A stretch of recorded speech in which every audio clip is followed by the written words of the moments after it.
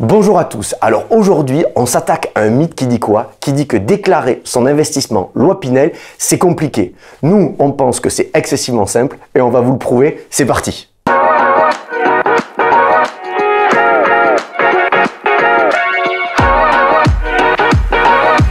Avant de commencer, voilà la liste des documents à préparer.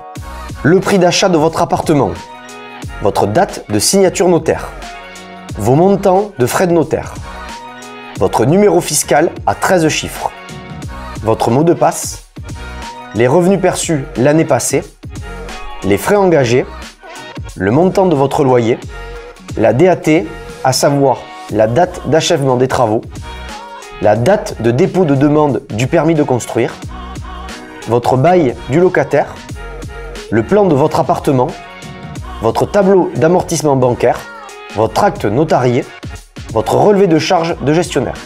Donc maintenant vous arrivez sur le site impôts.gouv.fr. En haut à droite, vous voyez le petit onglet Votre espace particulier, je vous laisse cliquer dessus. Quand vous avez cliqué dessus, la page Mon espace particulier est en face de vous. Vous n'avez plus qu'à cliquer sur Accéder à la déclaration en ligne. Sur la première partie, vous allez simplement contrôler que toutes les informations qui sont écrites soient correctes. Maintenant, vous êtes à l'étape 3. Vous allez devoir cliquer sur les déclarations annexes. Il faut cocher la case 2044 et la case 2044 EB. Dans la rubrique charges, qui est juste en dessous, vous voyez apparaître investissement locatif. Il faut cliquer dessus. Du coup, vous regardez juste à gauche et on peut voir apparaître l'annexe 2044 et l'annexe 2044 EB.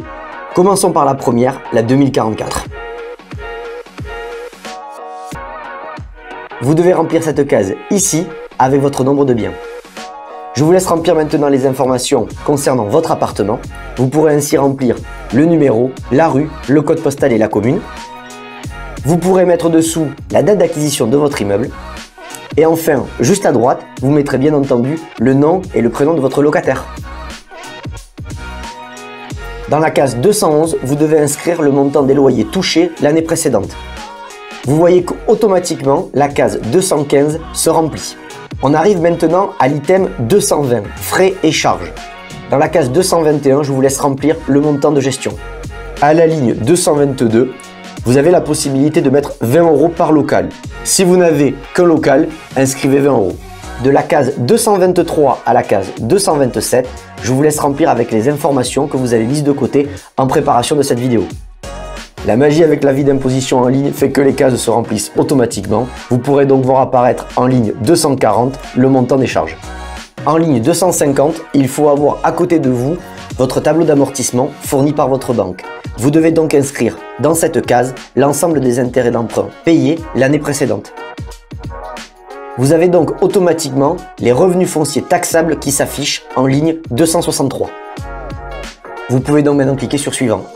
Comme vous avez rempli les intérêts d'emprunt en ligne 250, vous allez devoir détailler le nom de votre banque et l'adresse de celle-ci. Vous aurez donc également à droite à remplir deux cases, la date du prêt que vous avez contracté et bien entendu le montant des intérêts versés. Maintenant que vous avez cliqué sur Suivant, vous avez le résultat qui apparaît. Vous pouvez descendre en fin de page pour cliquer également sur Suivant. J'arrive sur la page 460. Comme on est sur un investissement loi Pinel, je ne suis pas censé être concerné par cette page, je peux passer à la suivante. Alors maintenant, on vient de finir la 2044 et on va passer à la 2044 EB, uniquement si vous faites votre première déclaration Pinel. Comme tous les autres feuillets de votre avis d'imposition, elle est primordiale et essentielle pour bénéficier de la réduction d'impôt Pinel. Donc sur la page 1, c'est très facile, il faut remplir vos propres coordonnées. Juste en dessous, comme vous pouvez le voir, il faut reporter l'adresse de votre logement. Juste en dessous, vous aurez à cocher une case, à savoir la case Pinel Métropole ou Pinel Outre-mer. Donc maintenant, on va remplir les caractéristiques de la location. On va vous demander la surface de votre logement, la date d'effet de prise de location, le loyer mensuel hors charge et bien entendu le nom du locataire. Dans l'encadré suivant, vous allez devoir cocher logement acquis en l'état futur d'achèvement. Vous y mettrez alors la date d'acquisition de votre immeuble, la date de dépôt de la demande de permis de construire que vous retrouverez sur le contrat de réservation, La date d'achèvement de l'immeuble ou des travaux de réhabilitation, là comme on est sur un logement neuf, c'est de l'immeuble, vous le retrouverez lors de la livraison dans un document qui vous aura été rempli. Et enfin la dernière ligne qui est le prix de revient. Le prix de revient se compose du prix de l'appartement auquel on additionne les frais de notaire. On arrive à la fin du feuillet 2044 EB. Il va donc falloir se positionner sur la durée d'engagement, à savoir 6 ans ou 9 ans. Attention, n'oubliez pas de cocher la case à une personne autre qu'un descendant ou ascendant si ce n'est pas le cas. Ça y est, la 2044B est finie, on revient sur la déclaration principale. Je coche bien entendu la case loi Pinel et je clique sur investissement achevé en 2022. Du coup, en cliquant suivant, vous arrivez sur la case la plus importante, à savoir la case où il faut mettre le coût de revient. En effet, si vous l'oubliez, vous n'aurez pas la réduction d'impôt. Je vous laisse donc la remplir. Ça y est, on arrive sur la fin, vous cliquez sur suivant. On arrive enfin au résumé de votre déclaration, puisqu'on est sur la dernière page.